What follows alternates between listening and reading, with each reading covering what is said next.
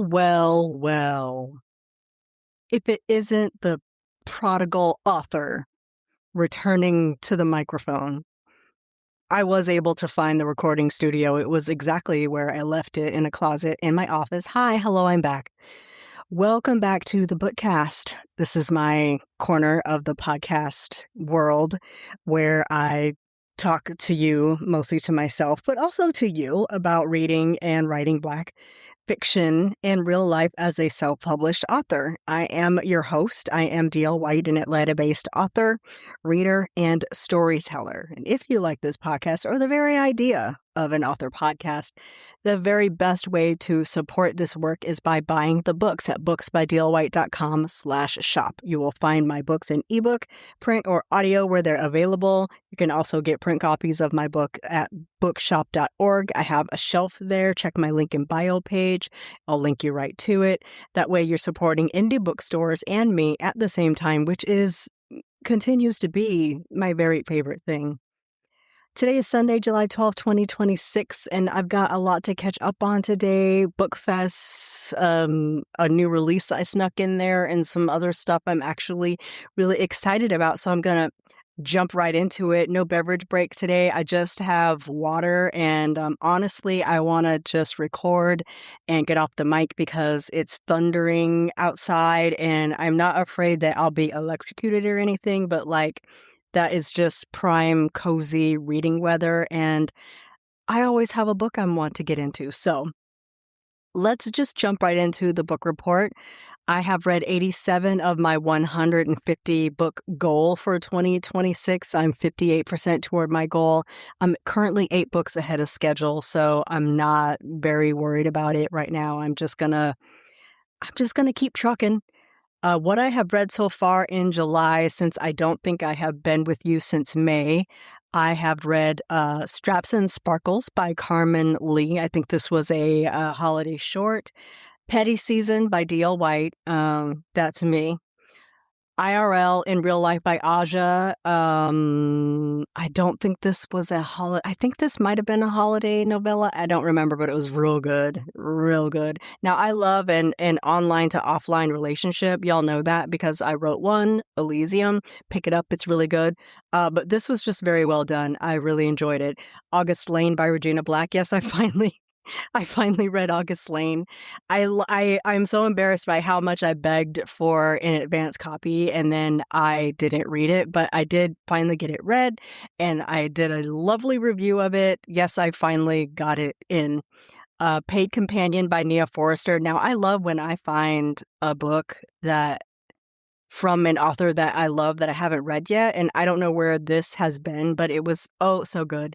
I think I found it because she's been putting a lot of her backlist into audio, and this just happened to pop up on Audible, and so I snatched it up, and it's Nia Forrester, so it's really, really good. I truly enjoyed it.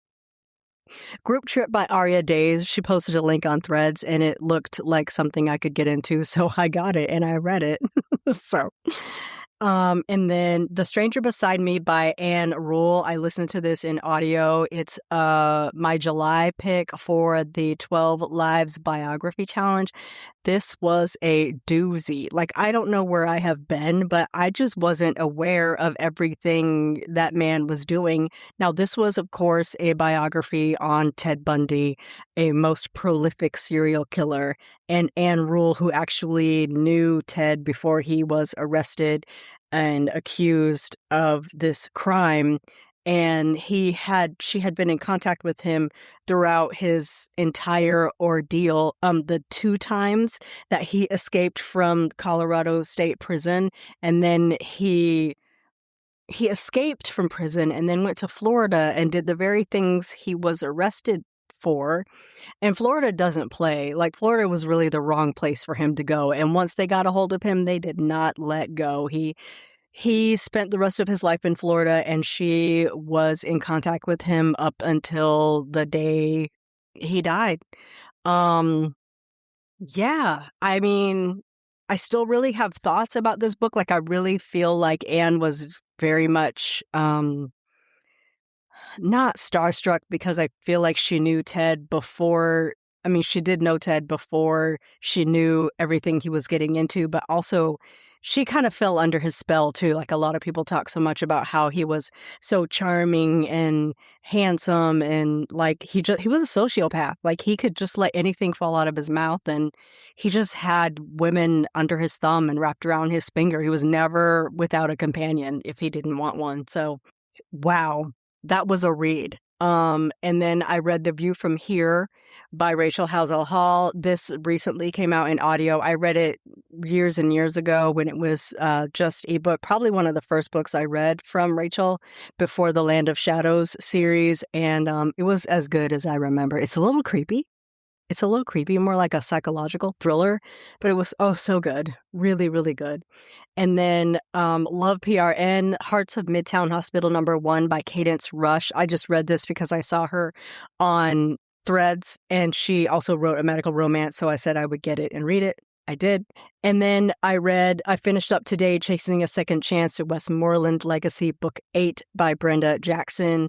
She keeps asking us to tell her when we are ready to end the Westmoreland line, and I don't think we're ready yet. I don't know how many books the Westmorelands have. It's got to be over 40, over 50. I don't know. She has started like so many Westmoreland lines, but like, if you're going to keep writing them, we're going to keep reading them. This was very classic Brenda Jackson, nothing earth-shattering, but like if you just need a book to like listen to while you're, doing dishes, folding laundry, doing random stuff on the computer, it is, I mean, Ron Butler in your ears is not a bad way to spend an afternoon, if you know what I'm saying. So that is what I got read so far in July. I believe it's like 12 books, 11 books, 10 books. I don't know. I didn't count. I'm currently reading No One Knows You're Here by Rachel Howzell-Hall. This is another one of her early releases that was only an ebook, and her publisher has snatched them up and put them in audio for our listening pleasure. I'm very happy about that. So moving on to streaming, I haven't really kept track of what I've been watching. I've been on a lot of YouTube. There are about 70 Black book creators that have jumped onto YouTube and started this Black Booktube is Reading playlist. And so it currently has about 300 and some, videos that you could choose from. There's all manner of videos. There's book hauls, there's interviews, there's slice of life, there's vlogs, there's silent reading. There's a whole bunch of like different types of vlogs that you could watch for you to get to know them. Follow them if you like. Make sure you comment, like, share, subscribe.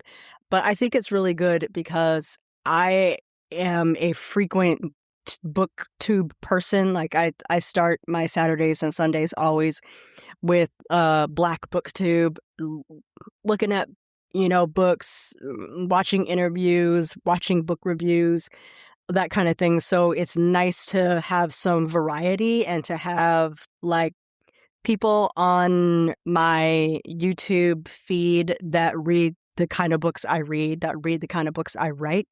So that's been excellent. Aside from that,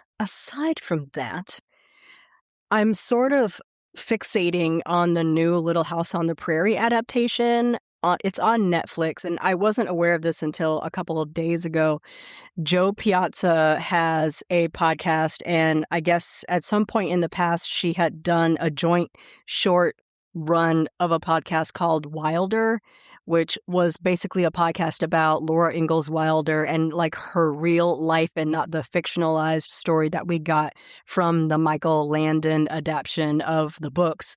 Like basically Michael Landon adapted the books pretty much for like children's television, really sanitized the story and sort of made it kind of unrecognizable.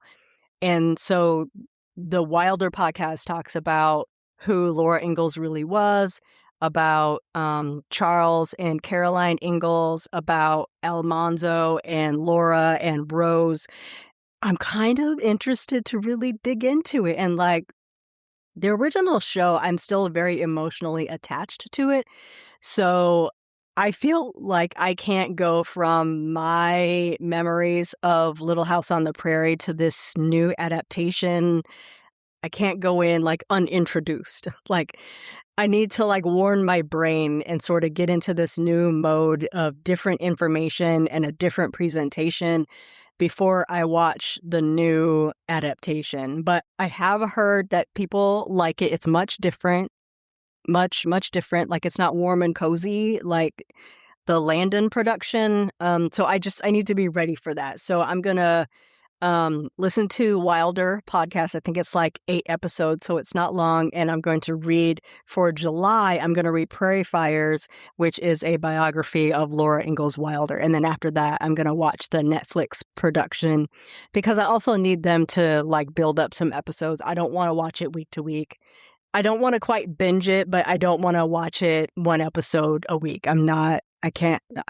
That's hard for me to do.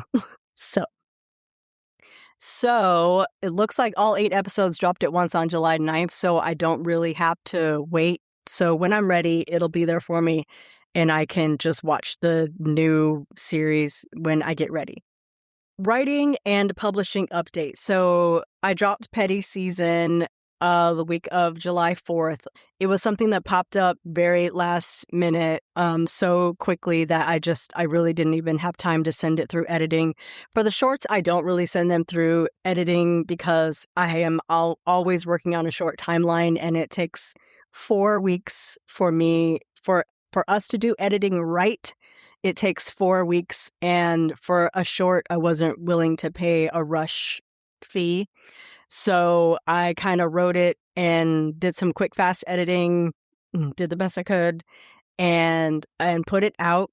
Petty Season is an age gap romance. It's an older woman, younger man. I know this story had an inception point. I just don't remember what that point is. Like at some point, something popped in my head, and I thought, I really need to write this age gap romance set in the British Virgin Islands at this famous resort. Like I probably saw something on like TikTok, and it started writing itself in my head. And then before I knew it, Theo and Camille showed up. So Theo is 29 years old. He is from Atlanta. He went to the BVI on a bachelor trip and just never came back to Atlanta. He like decided to stay, and he got a job, and he took over for this guy that was running the water taxi between Tortola, which I guess is the island that you arrive on when you fly into the British Virgin Islands, or St. Thomas, or I don't know. I know just enough to write this story. Anyway, you would get on the water taxi and ride out to I think it's Peter Island Resort, which is like this swanky 4-star resort, and it's only accessible via boat. So, so he took over that business, and it's been thriving. And Theo is also a connoisseur of the mature woman. He likes the over 40 women, the over 30, over 40 women that come to the island and want a little island flavor, a little something strange for some change. Theo's really into it. I honestly, I'm just waiting for a lot of people to have read this book so I can talk about Theo, because like in my mind, he was carefully crafted to not be like the shy, bumbling young man. Like he was really taking them through some things, and the women that are with him really like his youth. Like they like his body, but they really like his youth. He be tearing them up. He be tearing them up. So Camille Augustine is 49, and she's been divorced a few years. Her children are grown. Her ex-husband is an ass. And she is in a situation where she just feels like she's doing everything for everyone. There's a group that's been going over to some islands like off the coast of North Carolina. I can't think of the name of them right now. But she's been arranging that trip for like the past 6 years. And they're like old people she knew when she was married. And they kind of leave everything up to her every year. And she's tired of them leaving everything up to her. And this year, no one has done anything. And the trip is like 6 weeks out. And they're blowing up her phone and wondering why she hasn't done all the things they said they would do. And she is just sick of it. And so her daughter, who is a therapist, just like, hey, Mom, here's the thing. You're not going on that trip. And you're going to find something safe to do. You're going to find something that you would enjoy, and you're not going to do what your boss has requested you to do, which is to move your vacation so that you can be in the office for a customer pitch. You're going to take this time off and go do something you really want to do. Be selfish, like indulge yourself. And so she does. She books herself on this trip to Peter Island, and she meets this hunky guy that drives the water taxi, and they kind of flirt with each other, and things happen from there. It's a fun story. I had a really good time with it. It is spicy. Now, I'm not saying they be swinging from the chandeliers. It's not. I ain't no CM Barnes out here. I usually say I'm not Alex House out here, but she's been superseded. I ain't no CM Barnes out here. But it is spicy. It's two grown folks on an island. Like, what else are they going to do? They're going to talk, and they're going to, go out, and they're going to eat, and they're going to have sex, because two beautiful people together, and they're attracted to each other. What else are they supposed to do? Anyway, it's fun. If you haven't picked it up, you should. It's booksbydlwhite.com/petty season. You can buy it direct from me on my website. You can also pick it up retail, and you can pick it up from the library. Just know the library version is slightly less spicy. For example, libraries don't like when I use the word daddy. It makes them nervous. And so I had to change a few things. I had to make it slightly less spicy so bookshop.org would take it. But it's still a very, very good story. I deeply encourage you to go pick it up. I will have a Labor Day short coming. I'm trying to write it right now. I do have art for it confirmed. I'm going to spend August writing it, really perfecting it. It's, I think it's going to be fun, but it's another thing where I don't have a clue what I'm talking about. I don't know where this idea came from. Like, I probably saw a picture somewhere and I was like, oh, you know what would be fun? And then my brain went left. And so I'm scared. I don't know what I'm doing. I don't want to tell you what it's about until I'm ready to launch it. I think it's going to be fun, but it's going to be a situation where I feel like we rarely see Black people. And that's a fun thing for me. Let's just write Black people excelling everywhere, all the time, in all things. Let's do it. I love that. I'm intrigued by that. I don't know if you can hear the thunder in the background, but like the coziness in which I am going to immerse myself with my dinner and a book, the levels have not yet been achieved. Sorry for yelling. I'm very excited about the ambiance. Okay, so I talked about that.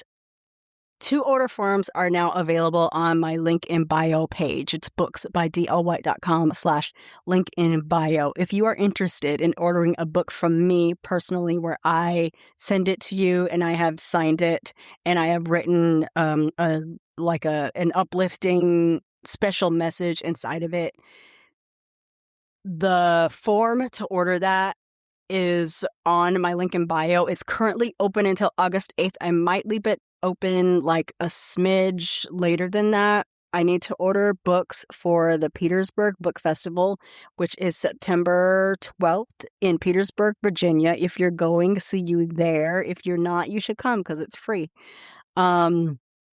So I need to order books for that event, and on that order, I'm gonna just tack on any books that people happen to order and want me to ship to them. So just know that form closes on or after August 8th. I'm gonna order the books. They're gonna come to me. They take at least 2 to 3 weeks to get to me. So this ain't Amazon. I'm just saying, this is like print on demand. So keep your unders on, but I will order them. I will ship them out. Everything will be wonderful. So if you want to get on that order, now is the time. I have also created a wholesale order form if you're a bookstore, or if you want to order any of my books in quantity, you can go to the wholesale order form. Again, these are print on demand. I cannot handle returns. If I start getting people sending books back to me, especially after they've been signed, I'm going to shut it down because I am not a bookstore. I am not a warehouse. So order at your own peril or whatever. But I do offer a sizable discount for wholesale order forms, so you do have an order quantity. Yes, minimum quantity. So again, I'm not a bookstore. I'm not a warehouse. This is print on demand. I cannot abide returns. I cannot abide chargebacks. I will just stop doing it because I already lose money doing this stuff. So, in the fanfiction corner, it's also almost awesome August time. This is our annual celebration of JC Chassé. He's about to turn 50, you guys. Like, I remember when he was turning 40. I remember when he was turning 30. I am old. Anyway, so I have proposed a theme this year to sort of liven things up, storytelling through album or song titles or lyrics if you want. And since I Want You Back is having a moment thanks to the TikTok dance trend, I am trying to pull from the lyrics to build my story. I feel like it's going to be fun. I kind of banged out like a bit of chapter 1 today and kind of how I want the story to go based on lyrics in the song. I think it's going to be fun. So if nobody else does a story for Awesome August, I will do a story for Awesome August. I will have basically until the end of August to post it. So I have between now and August 31st to finish it and post it to the challenge. If you are an NSYNC fanfiction writer and you are within the sound of my voice and you would like to write a story, it doesn't have to be long. It just has to be complete. It can be 1,000 words. It just has to be done. I encourage you to head on over to the NSYNC Fiction archive. Just Google it. We pop up. Jump on in. The water's fine. It'll be a really good time. So, I have been outside. Alexa, play Cardi B outside. So I did the other day. First of all, let me talk about Wine with Writers because it was an amazing time. I was up in Baltimore with a bunch of authors, Takara Allen, Ray Lease, Danielle Allen, me, Piper Hughley, Tiffany no, the heck is that woman's name? I can't think of her last name. Tiffany, it'll come to me. Tiffany, someone. I will think of it. I mix her and Vanessa Miller up all the time, which is why I can't think of her last name, and Beverly Jenkins. So we were all there Friday night through Sunday. Friday was great. I flew into Baltimore to the Last Resort Artist Retreat. Really beautiful location. There's like 8 rooms in the house. It's like a big sprawling, like 2 houses were smashed together. So it was just a really beautiful location. A few of us actually stayed on site at the house. And so Friday we got in. It was like a really relaxing afternoon. And then there was dinner, a catered dinner Friday evening. So a bunch of readers actually paid for the privilege of having dinner with all of us. So it was just really great to be like sitting among readers. I sat next to Miss Bev. A wonderful evening. It was beautiful. A really tight squeeze, but a really beautiful evening. All the wine was from a Black-owned wine company. All the food was from a Black woman-owned catering company. Like everything was very intentional, really well thought out. So we had a great Friday night. Saturday morning started with wellness. They had a sound bath and then they had yoga.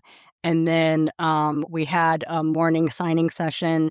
I had about 8 pre-orders, so I got those out pretty quickly. And then I literally brought like maybe 15 books to sell, like 12 to 15 books to sell. So of course I sold out because I didn't bring that many books to sell.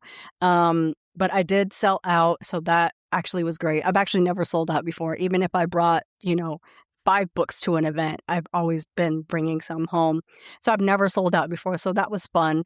And then we had panels that afternoon. So I was on a panel about, still being in the business and what do we feel like we have to give up or sacrifice to still be here? And what are we working towards to still be here in the future?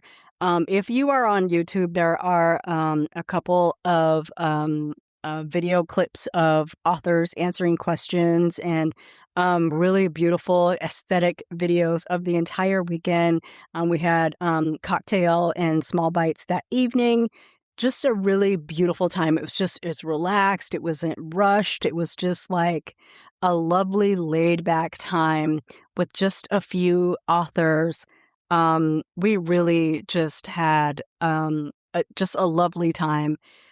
Wine with Writers is one of my favorite events, simply because it is that sort of casual, cozy atmosphere. You just sit and you chat and we talk about books and we sell books. Joan Bassler was another author that was there. So had a really great time. And then Sunday morning, kind of took my time.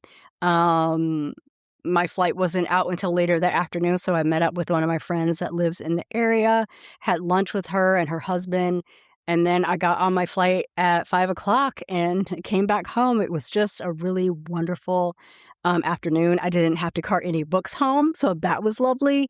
I just had a great time. I hope you have seen all of the pictures and the recaps on Instagram and Facebook and YouTube. My thanks to all of the writers that arranged that event. They were all so busy, like keeping all the balls in the air that they barely had time to talk about their own writing and their own books. So I would attend Wine with Writers every time. If they continue to invite me, I will continue to attend. And then after Wine with Writers, this event, or maybe it was before, I don't know, this event popped up on Threads. The author Nako, or Nakoria, but she goes by Nako, has a little wine, coffee, tapas shop over on my side of town, like literally 12 minutes away from me. It's been open for like a year and I had not made it over there yet. So she was doing a small business market where she had like the space for 20 tables. Sign up, come in, you sell your stuff. There's no fee. Just like come out and sell your stuff. And so I immediately hopped on that, emailed them, and she's like, hey, come through. And so I did set my stuff up. It was hot, y'all. Hot, like I was dripping sweat. But I had the very best time. Met a lot of people, sold a lot of books. I made like $300. I mean, to not have to go anywhere, that's amazing. And so now I'm kind of with the groove and I get it.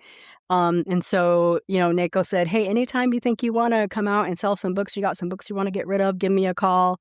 You can come up, set up a table and sell some books. She's like, I run pretty brisk business.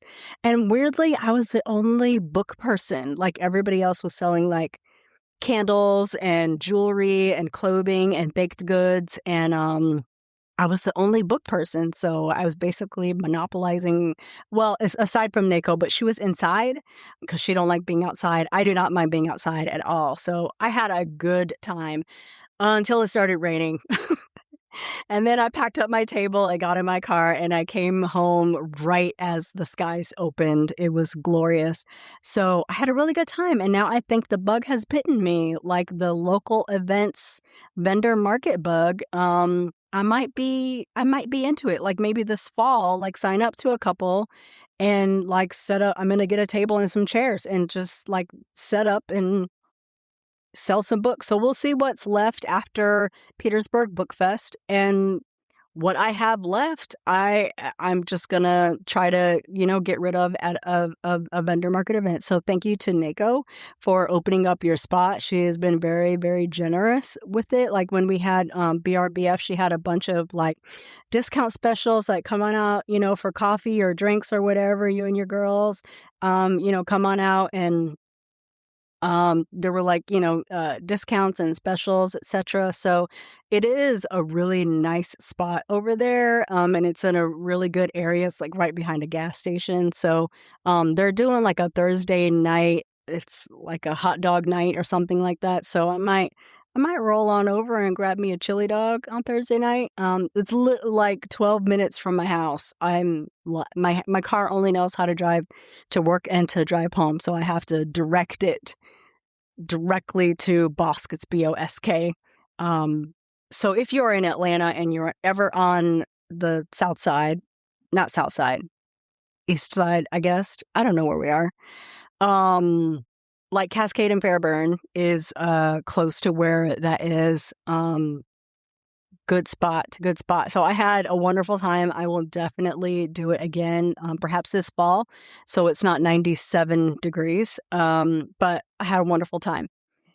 I think that'll do me for right now because I got to get some dinner on and get my evening going. But thank you so much for joining me and spending time with me today. If you enjoy this episode, please share it, rate it wherever you can, leave a comment wherever you're listening, Apple, Spotify, Substack, YouTube, wherever you are listening to this podcast. If you can rate it or leave a comment, please do. I appreciate it.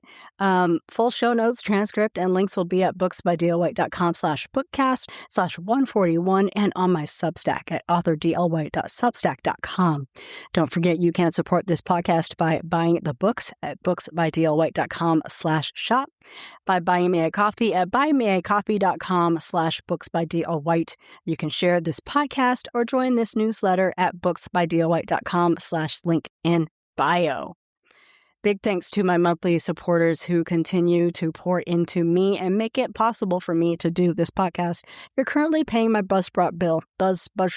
You're currently paying my Buzzsprout bill, and I really appreciate that. The Bookcast is written, produced, and edited by me, D.L. White. Any theme music and sound effects are provided by Pixabay. I should be back next week. Maybe not. We'll see. I plan to be, but if not, it'll be the week after. But until then, be well read, be well, read something good, and I'll talk to you soon. Bye-bye.